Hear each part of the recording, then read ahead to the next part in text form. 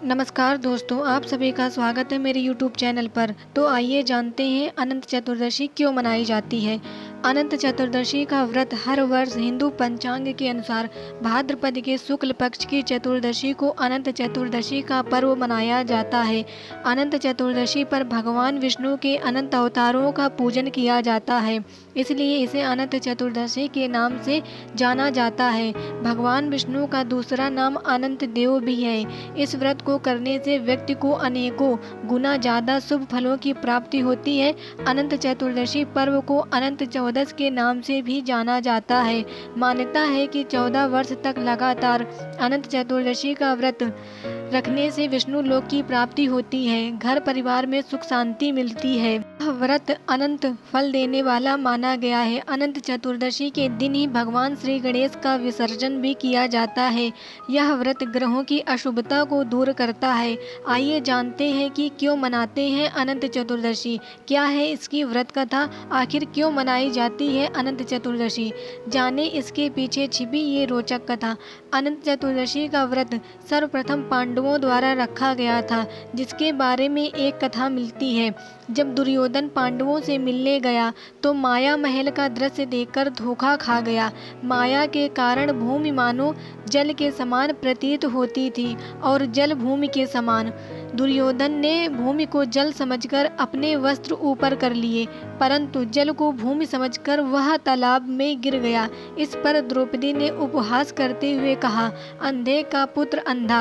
इसी बात का प्रतिशोध लेने के लिए दुर्योधन ने अपने मामा शकुनी के साथ मिलकर षड्यंत्र रचा और पांडवों को जुए में पराजित करके भरी सभा में द्रौपदी का अपमान किया।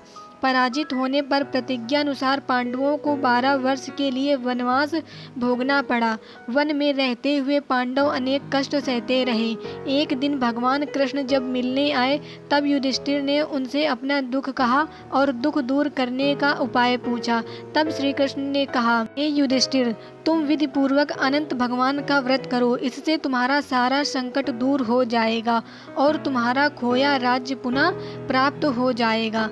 अनंत चतुर्दशी व्रत कथा। बहुत समय पहले एक तपस्वी ब्राह्मण था, जिसका नाम सुमंत और पत्नी का नाम दीक्षा था। उनकी सुशीला नाम की एक सुंदर और धर्मपरायण कन्या थी। जब सुशीला कुछ बड़ी हुई तो उसकी माता दीक्षा की मृत्यु हो गई। पत्नी के मरने के बाद सुमंत ने कर्कशा नामक स्त्री से दूसरा विवाह कर लिया।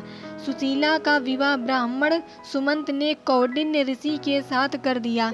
विदाई में कुछ देने की बात पर कर्कशा ने दामाद को कुछ ईंटें और पत्थरों के टुकड़े बांधकर दे दिए। कौंडिन्य ऋषि दुखी हो अपनी पत्नी को लेकर अपने आश्रम की ओर चल दिए, परंतु रास्ते में ही रात हो गई। वे नदी पर संध्या करने लगे।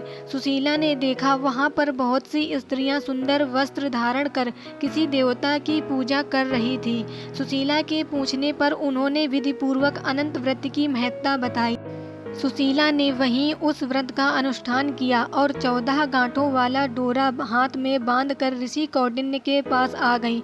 कौंडिन्य ने सुशीला से डोरे के बारे में पूछा तो उसने सारी बात बताई। उन्होंने डोरे को तोड़कर अग्नि में डाल दिया। इससे भगवान अनंत जी का अपमान हुआ। परिणामतः ऋषि कौंडिन्य दुखी रहने लगे। उनकी सारी संपत्ति नष्ट हो गई। इस दरिद्रता का उन्होंने अपनी पत्नी से कारण पूछा तो सुशीला ने अनंत भगवान का डोरा जलाने की बात कही। पश्चाताप करते हुए ऋषि कौंडिन्य अनंत डोरे की प्राप्ति के लिए वन में चले गए। वन में कई दिनों तक भटकते भटकते निराश होकर एक दिन भूमि पर गिर पड़े। तब अनंत भगवान प्रकट होकर बोले, हे कौंडिन्य, तुमने मेरा तिरस्कार किया था, उसी से तुम्हें इतना कष्ट भोगना पड़ा। तुम दुखी हुए, अब तुमने पश्चाताप किया है, मैं तुमसे प्रसन्न हूँ। अब तुम घर जाकर विधि पूर्वक अनंत व्रत करो।